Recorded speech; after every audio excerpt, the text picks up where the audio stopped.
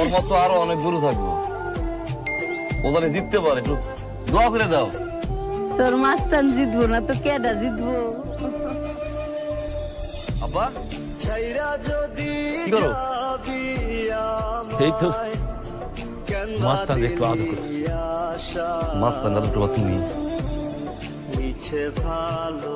মাসুদ বাজান, তোর একটা কথা তো কওয়া হয় নাই, তোর কাছে আমি কথাটা লুকাইছিলাম। কি আব্বা? তোর মায়ের শরীরটা ভালো না, তোর বড় একটা অসুখ হয়েছে, হার্টের বলক ধরা পড়ছে।